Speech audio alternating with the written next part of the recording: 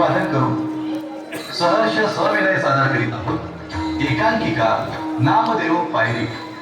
लेखक रवींद्र इंगळे सावळेकर, दिग्दर्शक विजय काकासाहेब सोनोने, प्रकाश योजना लक्ष्मीकांत भास्करराव गोंदकर, रंगभूषा डॉक्टर स्वप्नील दांडरे, वेशभूषा आनंद संचेती, नेपथ्य पराग मोहन काचकुरे, पार्श्वसंगीत विजय काकासाहेब सोनोने, संगीत सहाय्य श्याम मानकर, रंगमंच व्यवस्था गणेश बंगारे, तुषार काचकुरे, कलावंत गणेश देशमुख, प्रसाद दामले.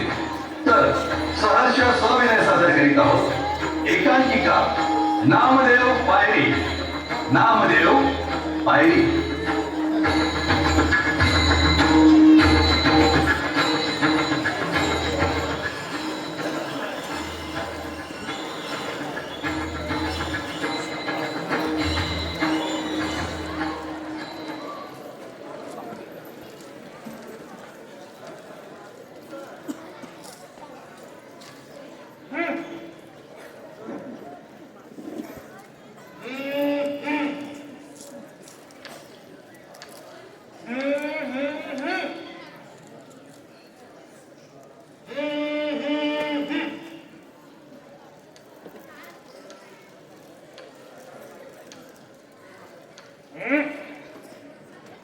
काय रे, असंच बसायचंय की संवादही साधायचा?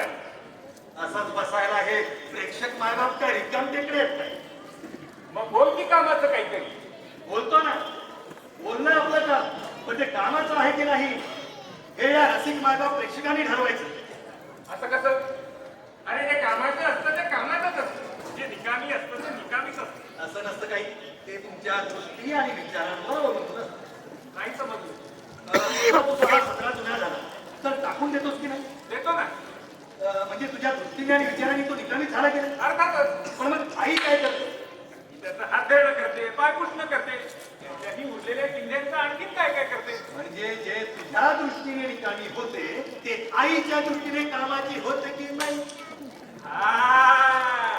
खरंय रे, पटलं मला. म्हणून म्हणतो आपण फक्त बोलावं, ते कामाचं आहे की नाही ते या रसिक मायबाप श्रोत्यांनी ठरवलं. बरं बरं. अरे पण यांच्याशी बोलण्याआधी आपला परिचय तर देशील की नाही? नाहीतर यांना उगाचच वाटायचे हे कोणी पत्रकारिता आलेली यांची काय. ते करीत का? ते दुसरं काहीही समजू शकतात नाही का? नाही नाही, आज आपण या विषयावर बोलणार आहोत, त्यावरून त्यांना असं वाटलं की शक्यता नाकारता येत नाही.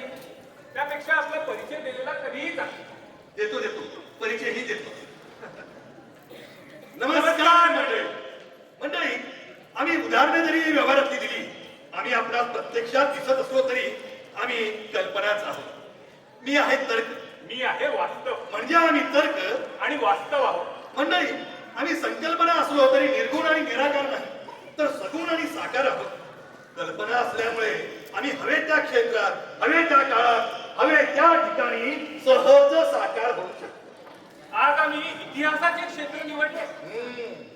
या क्षेत्रात आम्ही भरपूर दिवसांपासून आवडतो. आपल्या देशामध्ये या क्षेत्राबद्दल फार मोठा घोळ आहे. हो, या क्षेत्रात दोन समांतर क्षेत्र अस्तित्वात. एक आहे पुरातत्वीय आणि दुसरे आहे पौराणिक. पुरातत्वीय हे जमिनीवर भग्नावशेषात तर जमिनी खाली दडलेली आहे, आणि पौराणिक हे फक्त ग्रंथांमध्ये आणि त्यातील कथा काव्यातच समाविष्ट आहे. आम्ही दोघेही या दोनही महासागरातून ऐतिहासिक सत्याची काही मोठी हाती येतात काय याची परीक्षा घेतो. म्हणजे की जे काही प्रस्तावित आहे ते वास्तव आहे, कल्पित आहे की कल्पित वास्तव आहे याची तर्काने छाननी करून वास्तव आम्ही आपल्या समोर मांडत असतो. आता आम्ही जे आपल्या समोर मांडले ते कामाचे आहे की नाही याचा निर्णय आपण घ्यायचा. आज आम्ही इतिहासाचे 13वे शतक हा काळ निवडला आणि वेळ आहे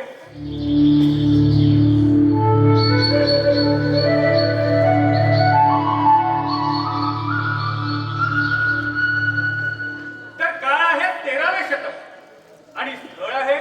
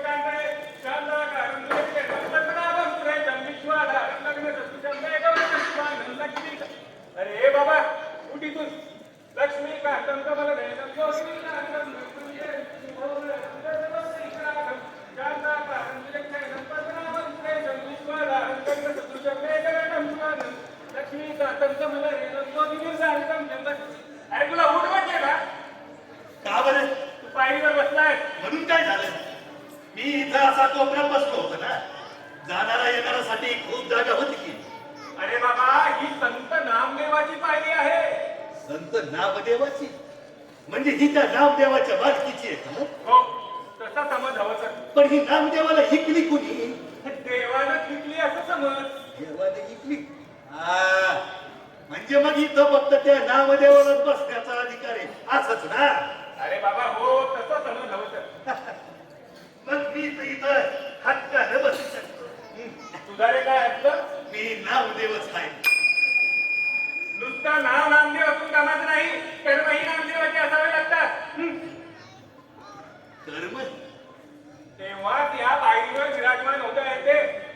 ओम भूर्भुवस्वः तत्सवितुर्वरेण्यं भर्गो देवस्य धीमहि धियो यो नः प्रचोदयात्. ओम भूर्भुवस्वः तत्सवितुर्वरेण्यं भर्गो देवस्य धीमहि धियो यो नः प्रचोदयात्. ओम भूर्भुवस्वः तत्सवितुर्वरेण्यं भर्गो देवस्य धीमहि धियो यो नः प्रचोदयात्. ओम भूर्भुवस्वः तत्सवितुर्वरेण्यं भर्गो देवस्य धीमहि धियो यो नः प्रचोदयात्.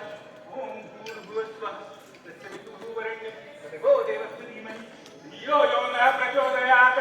ओम भूर्भुवस्वः तत्सवितुर्वरेण्यं भर्गो देवस्य धीमहि धियो यो नः प्रचोदयात्. महाराज हा. ओम भूर्भुवस्वः तत्सवितुर्वरेण्यं भर्गो देवस्य धीमहि धियो यो नः प्रचोदयात्. ओम भूर्भुवस्वः तत्सवितुर्वरेण्यं भर्गो देवस्य धीमहि. हा कोण आहे महाराज? अरे हाच तर नामदेव आहे. हा नामदेव आहे. अरे म्हणजे त्याचा मुखवटा आहे. नामदेव हा असा दिसतो. हो, त्याच्या ओळखीतल्या कारागिरानं बनविला हा मुखवटा. वय तिथल्या कारागिरानं कारागीर नौका आहे. हा? कारागीर नौका आहे म्हणतोय. कशावरून? अहो ह्या मुखोट्याच्या घडणुकीवर दिसतोय. तुला रे काय ठाऊ? नाही, नामदेवाला जाऊन 50 वर्ष झाली. या नौका कारागिराला कसा कळला बरं नामदेवाला? त्यानं त्याच्या कल्पनेनं आकार दिला. ना कशाला हव्यात घात पंचायती नसत्या चौकशा करतोय. ओम विष्णवे नमः विष्णवे नमः विष्णवे नमः विष्णवे नमः विष्णवे नमः. महाराज नाही म्हटलं एक प्रश्न विचारू का? विचार. हा मुखवटा इथं का ठेवायचा? अरे लोकांच्या श्रद्धेला प्रतीक लागते. नुसत्या निर्गुण निराकारानं काम भागत नाही.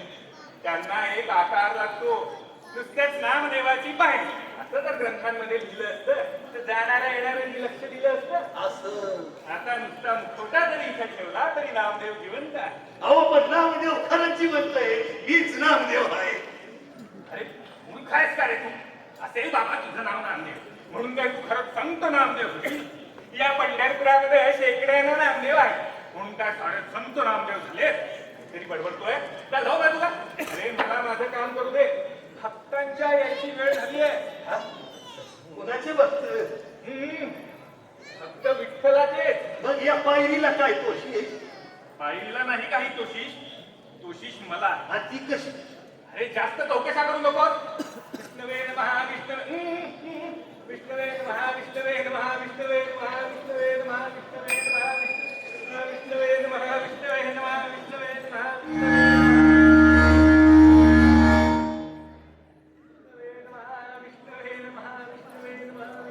हे काय आहे महाराज? कुठे काय?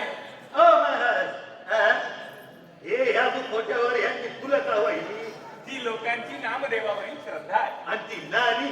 हे दान आहे. हा म्हणजे हे दान मग त्या नामदेवाच्या कुटुंबाला दिलं जातं का? तरी मूर्खासारखा प्रश्न विचारू नकोस. चालू भेटून. ओम विष्णवे नमः विष्णवे नमः विष्णवे नमः विष्णवे नमः विष्णवे नमः विष्णवे नमः विष्णवे नमः विष्णवे नमः विष्णवे नमः विष्णवे नमः विष्णवे नमः विष्णवे नमः. महाराज हा? नाही म्हणलं एक प्रश्न विष्णवे नमः. एक प्रश्न विचारायचा होता आता विचारू का? विष्णवे नमः. हा. विष्णवे नमः विष्णवे नमः. महाराज ये मुखोटे कोणाचे कोरले तिथं? ही होय. हा? ही सर्व नामदेवाच्या कुटुंबातील लोक आहेत. हा? हा. ही आई गोणाई, हे वडील दामा शेट्टी, ही पत्नी राजाई, ही मुले महादेव, विठ्ठल, गोविंद, नारायण, या सुना गोदाई, केसाई, साखराई, लाडाई, ही मुलगी निंबाई, बहीण आऊबाई आणि ती राशी जनाबाई. जनाबाई. विष्णवे नमः विष्णवे नमः विष्णवे नमः विष्णवे नमः. महाराज हे मुखोटे इथं का कोरले? अरे, भक्त एकदा पुण्यवान झाला की त्याचं सारं कुटुंबच पुण्यवान होतं. नाही कळलं महाराज. अरे या नामदेवाच्या कुटुंबाचं बघ ना. यांचं नेमकं काय झालं? नेमकं काय झालं? अरे जे पुण्यात्म्यांचं होतं तेच झालं. नाही म्हणजे नेमकं काय झालं? अरे मूर्ख आहेस काय? नामदेव संत श्रेष्ठ त्यानं विठोबाला साखर घातलं. कसलं साकलं? वतनामुचे विरासी पंढरी विठोबाच्या घरी चाललं.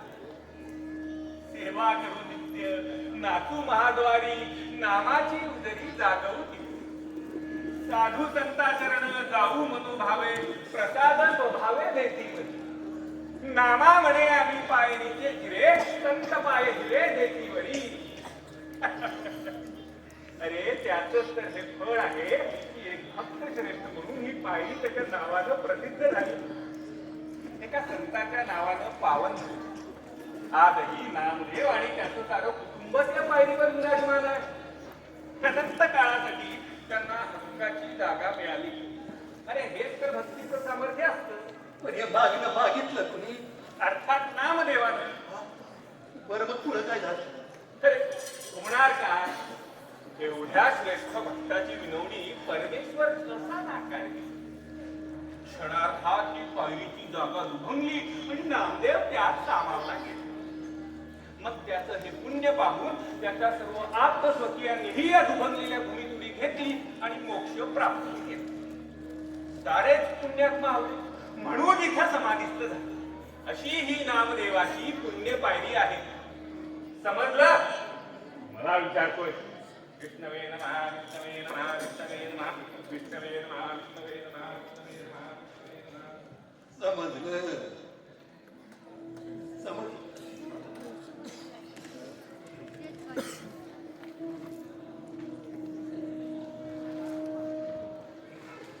पांडुरंगा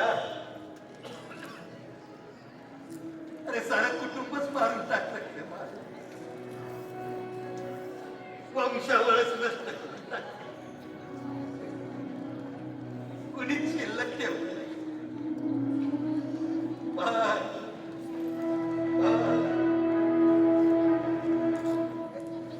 ठीकच आहे म्हणा.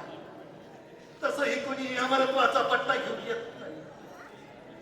माझा पांडुरंग सांगतो सारच नश्वर आहे अनित्य आहे. नित्य काही नाही आहे. सारच अनित्य असं तर मोह तरी कोणत्या गोष्टीचा धर्म? तसेही सारे नातेवाईक वृद्धत्वाने मरतात. असे मुखोट्याच्या रूपात का होईना पण साऱ्या जगाला परिचित होतात.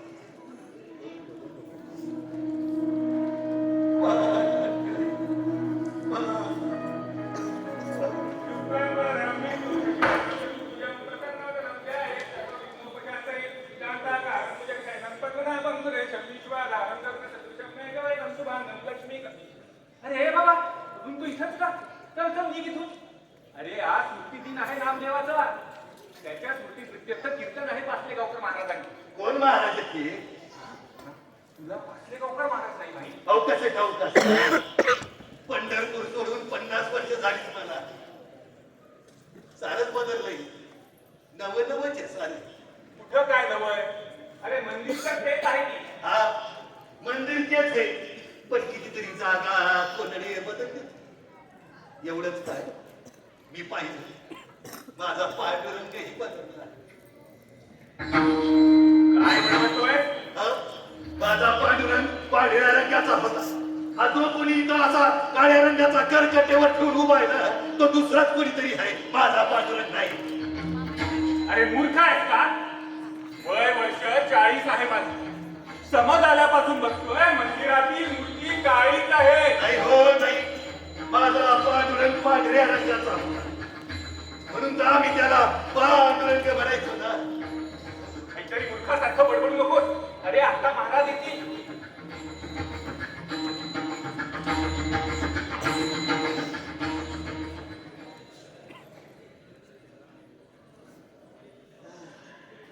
पांडुरंगा, अरे काय बघतोय बाबा मी? हे सारे लोक मृगजळाला पाणी समजून स्वतःची तहान भागवत आहे. त्यांना कळत कसं नाही? आणि मृगजळ पाण्यासारखं दिसत, पण ते पाणी नसतं रे. त्याच्या ठाई तहान भागवण्याची क्षमता नसते. तुम्ही असे दूर उभे राहून त्या मृगजळाला बघता ना, म्हणून तुम्हाला हे कळतच नाही की ते पाणी नाही. मी त्याचे हे सारे धन भास जवळून पाहिले. त्याच्या गारुडातून बाहेर पडलो. तुम्हीही त्याच्या गारुडातून लवकर बाहेर पडा, नाहीतर तुम्हाला ही निर्वाणाशिवाय घसे कोरडे ठेवूनच परिनिर्वाण करावे. पण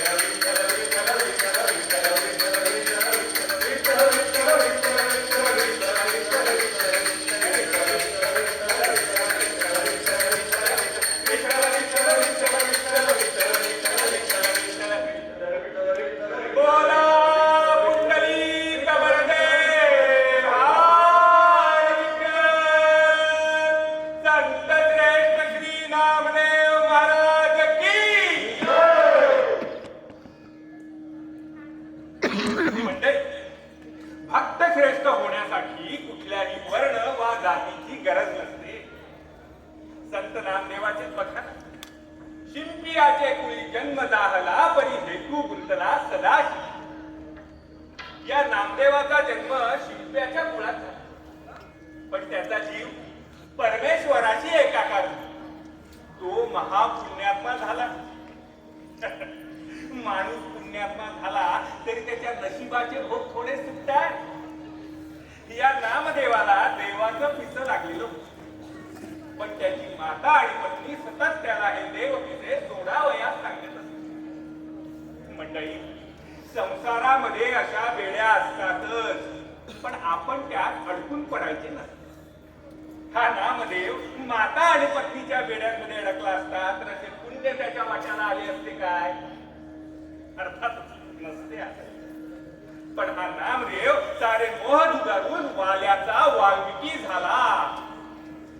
मंडळी, नामदेव हा सुरुवातीपासूनच डाकूच होता. या दरोडेखोर नामदेवाने आपला बाण आणि सुरी अवल्याच्या नागनाथाला अर्पण केली आणि भक्ती मार्गाचा प्रवास सुरू केला. आणि अखेरीस वाल्याचा वाल्मिकी झालेला आहे. तर भक्त हो, भक्ती असावी तर अशी, बोला विठ्ठल विठ्ठल विठ्ठल विठ्ठल विठ्ठल विठ्ठल विठ्ठल विठ्ठल विठ्ठल विठ्ठल विठ्ठल विठ्ठल विठ्ठल विठ्ठल विठ्ठल विठ्ठल विठ्ठल विठ्ठल विठ्ठल बोला पुंडलिक वरदे हरी विठ्ठल. संत श्रेष्ठ श्री नामदेव महाराज की जय. महाराज, एक प्रश्न विचारू का? विचार. अरे, आपल्यासारख्या भक्तांच्या प्रश्नाची उत्तर देण्यासाठीच तर मी आहे. नामदेव हा या विठ्ठलाचा भक्त होता का? यात काय सांगू? हे सारं पंढरपूरचं चराचर त्याची साक्ष देत आहे. बरं, नामदेव हा डाकू होता हे कशावरून म्हणता बरं तुम्ही? अरे, मी कशाला बोलू? त्याची बायकोच सांगते. काय सांगते? हा मुझ्या वडीला शस्त्र, सुई आणि कातरी, हा बाण आणि सुरी वागवीत असे. याने एकाचे भोकिले ते रुदनाकडी त्याची नारी वाहियले सुरी दागणार. हा त्याच्या बायकोचा दाखला त्याला दरोडेखोर ठरवीत नाही काय?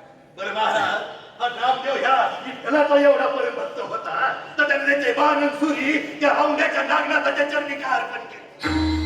तिथं या पंढरपुरात येऊन विठ्ठलाच्या चरणी का नाही अर्पण केले?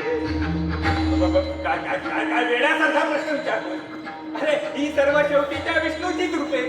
नागनाथाच्या चरणी अर्पण केले काय आणि विठ्ठलाच्या चरणी अर्पण केले काय? शेवटी त्या विष्णूच्या चरणी अर्पण करण्यासारखे नव्हे काय? तू वेडा आहेस का रे? श्रद्धेमध्ये असले प्रश्न विचारायचे नसतात. हा? श्रद्धेमध्ये असले प्रश्न विचारायचे नसतात. आणि विचारले तर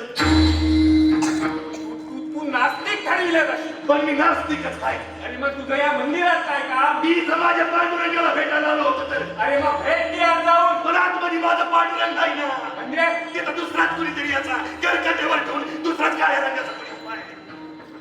माझा पांडुरंग दुधाळ वर्णाचा होता, म्हणजे पांढरा होता. म्हणून तर आम्ही सारे त्याला तू नुसताच नास्तिक दिसत नाही तर वेडा आहेस. फार वेडा. आणि मी वेड्यांच्या नादी लागत नसतो. तू बैस इथं तुझ्या पांडुरंगाला शोधत मीच जातो. विठ्ठल विठ्ठल पांडुरंग पहा, विठ्ठल विठ्ठल पांडुरंग पहा, विठ्ठल विठ्ठल पांडुरंग पहा, विठ्ठल विठ्ठल पांडुरंग पहा.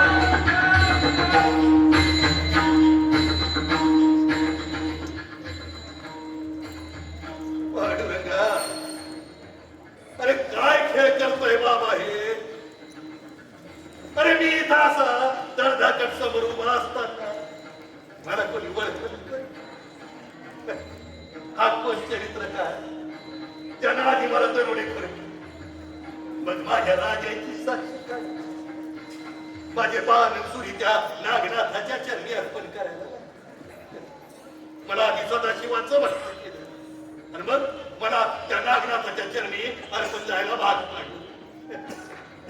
माझ्याच मुखेत माझ्याच गाथेत माझं आत्मचरित्र ही समाविष्ट करून टाकलं. अरे अरे मी पांडुरंग भक्त होतो, पांडुरंग भक्त होतो.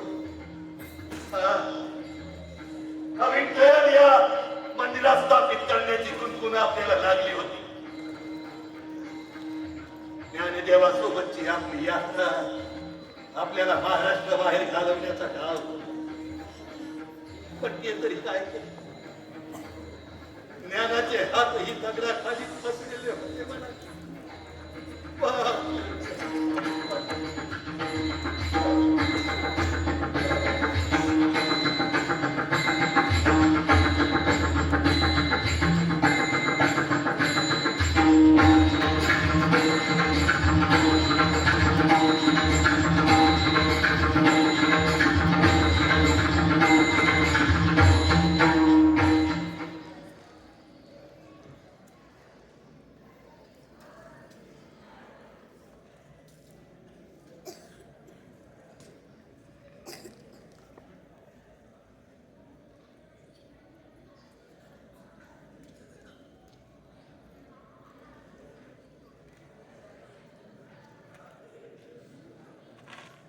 तरका, अरे तरका, कुठं गेलाय हा?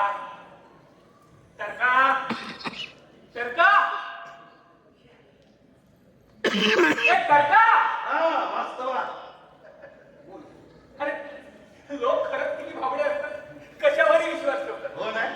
अरे त्यांच्या ह्याच बाबडेपणाचा फायदा व्यवस्था घेत असते. म्हणजे व्यवस्था काय करते? व्यवस्था त्यांच्या माथी इतिहास नावाचं एक कल्पित मान. तुरीच काय बोलतोय? स्वतः बोल. अरे नामदेव आणि त्यांचं कुटुंब या पायरीमध्ये सामावलं गेलं असाच इतिहास आज सांगितला जातो की नाही? हो, इतिहास असून सांगतो. पण मग ते वास्तव आहे, कल्पित आहे की कल्पित वास्तव आहे? मला वाटतं ते कल्पित आहे. नुसतं कल्पित नाही तर ते कल्पित वास्तव आहे. नाही समजलं. नामदेवांचं कुटुंब मारलं गेलं हे वास्तव आहे. हो, पण त्यांच्या भक्तीमुळे ही पायरी दुभांगली आणि ते यामध्ये सामावले गेले हे कल्पित आहे. म्हणजे काय की ते पूर्णतः वास्तव नाही, पूर्णतः कल्पित नाही, म्हणूनच ते कल्पित वास्तव आहे. अरे पण मग या कल्पित वास्तवामधून नुसतं वास्तव बाहेर काढायचं, मग काय करावं लागेल? तर मग माझा म्हणजे तर्काचा आधार घ्यावा लागेल. आणि तो कसा? सांगतो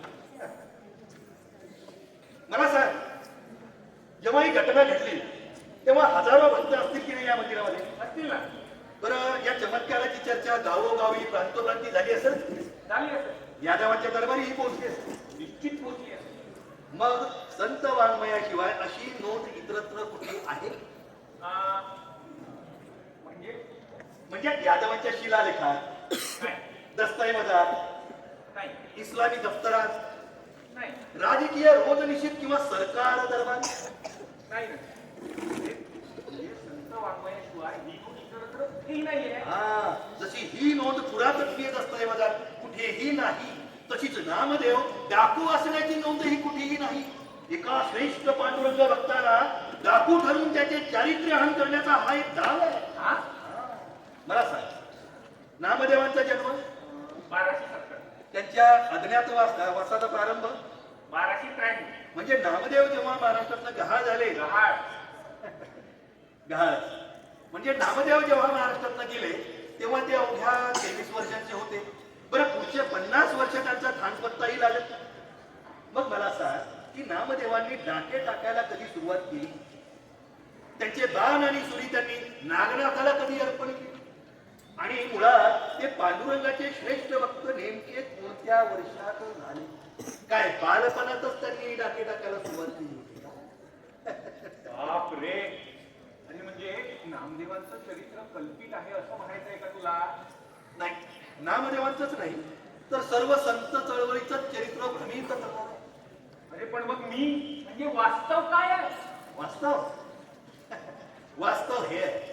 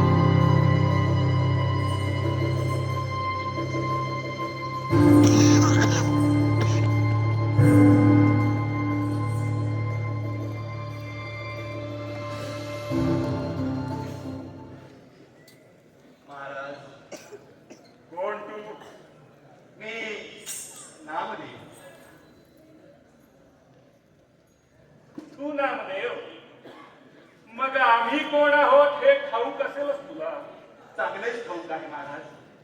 आपण केशवशास्त्री राजप्रतिनिधी मंदिराच्या जीर्णोद्धार अध्यक्षपदी विराजमान आहात.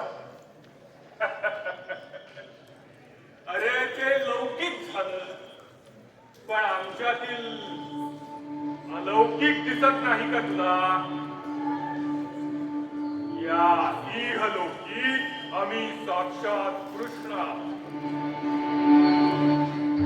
आणि साक्षात कृष्णाला वंदन करण्याचे संस्कार नाहीत का तुझे? आमचा पांडुरंग प्रचंड आमचा पांडुरंग प्रचंड इतर देवाचे न पाहू तोंड आमचा पांडुरंग प्रचंड एका पांडुरंगा वाचू न करू आणिक भजन एका पांडुरंगा वाचू न करू आणिक भजन आम्हा एकविध भाव कदा न म्हणू इतरा दे आमचा पांडुरंग प्रचंड आमचा पांडुरंग प्रचंड आमचा पांडुरंग नाही भीड चाड बोलसी आपली तोंडाचेनी बळे अरे नाम्या अरे तू शूद्र तुला आमचे धर्मशास्त्र रे काय ठाऊक ठाऊक नसताना आमच्या धर्मकर्मावर भाष्य करतोस तू आमच्या शास्त्रासोबत सलगी करू लागलास शास्त्री बुवा मी माझ्या चिंतनात आपल्या धर्मकर्मावर काहीही भाष्य करीत नाही माझे जेवढे आहे तेवढेच कथन करतो खरं म्हणजे आमची तू शूद्र तरी एक बालक म्हणून भक्त समजून आम्ही तुला खांद्यावर बसवलं काही तुम्ही नव्हे ऐसे जरी केले तरी काय जन्मविले नारायण काय ब्रह्मज्ञान सांगशील माते खाते न खाते न देखेची त्याली न शिंपी अधिकारी जैसा हा धर्म तुमचा तुम्हा आमची चूक की पायातील वाहनांना आम्ही माथ्यावर बसवतो अरे पण याचा अर्थ असा नाही की तू तुझ्या स्वामीलाच घाबरू नये स्वामी महाराज कोण माझा स्वामी कोण म्हणजे अरे तोच जो निर्गुण निराकार आहे जो अवतार घेऊन साकार होतो जगदोद्धार करतो तो विष्णू या पंढरपुरामध्ये तो कृष्णावतार धारण करून विठ्ठल रूपात प्रकटला हे तू का मान्य करीत नाही केशव शास्त्री बुवा तुमचे हे निर्गुणाचे वैभव कसे आले आहे मला चांगलेच ठाऊक. कसे निर्गुणाचे वैभव आले भक्तीविषयी ते हे विठ्ठल वेशे कसविले बलविया बरे पाहता नित्य नव्हे हृदयी जाता निवे त्रिविधाता अरे पण हा विठ्ठल म्हणजे हरिरूप धारण केलेला बुद्धच आहे तुला त्या रूपात त्याचा स्वीकार का करताय शास्त्री बुवा तुम्ही लाख सांगा हो 24 वेगळे सहस्त्र आगळे निर्गुण निराळे शुद्ध बुद्ध पण मला माहित आहे वेदा मौनपणे श्रुतीशी कारण वर्णिता तुम्हाळे पुराणाशी भावाचे अणुके फुलल्या भक्ती सुखे दिसले कुंडलिके साधन कुंडलिक भक्तीला साधन करून हे दैवत ज्याचे ना वेदात वर्णन आहे ज्याचा ना श्रुतीशी काही संबंध आहे ज्याने पुराणाशी वाकडे पण घेतले आहे तो बुद्ध असू शकत नाही मी हे कदापि मान्य करणार नाही म्हणजे तू विठ्ठलाचा अंगीकार करणार नाही तू वैष्णव होणार नाही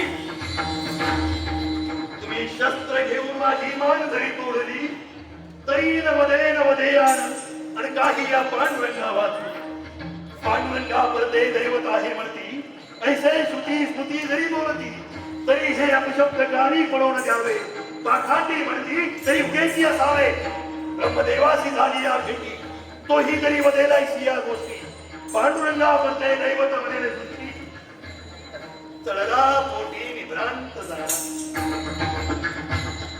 नाम्या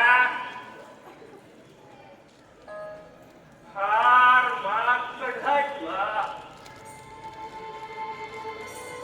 आता तुझा काटा काढल्याशिवाय पर्याय नाही या रे या सगळे सारे या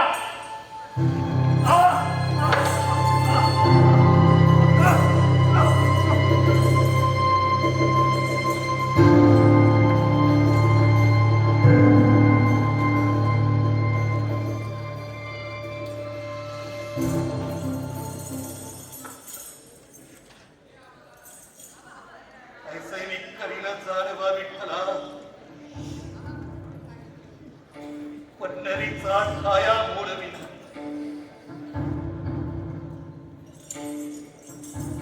राहे ना आता जाईन दूर देशात भक्तीची ही आशा सोडवली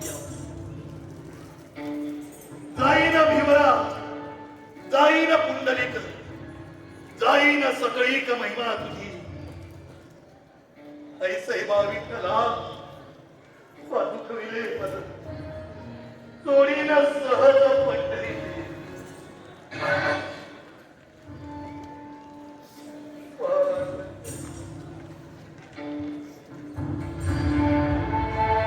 आपल्या सांगाते नेईन पंढरी नेईन संत नगरी भीमराजन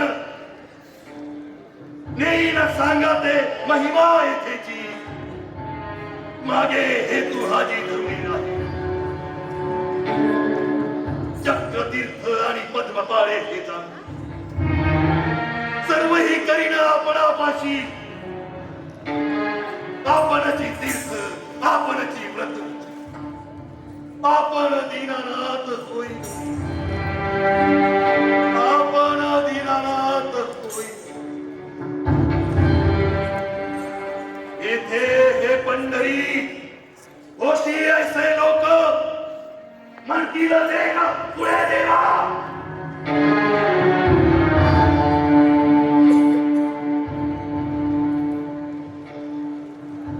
येथे हे पंढरी होती ऐसे लोक म्हणतील देख पुढे देवा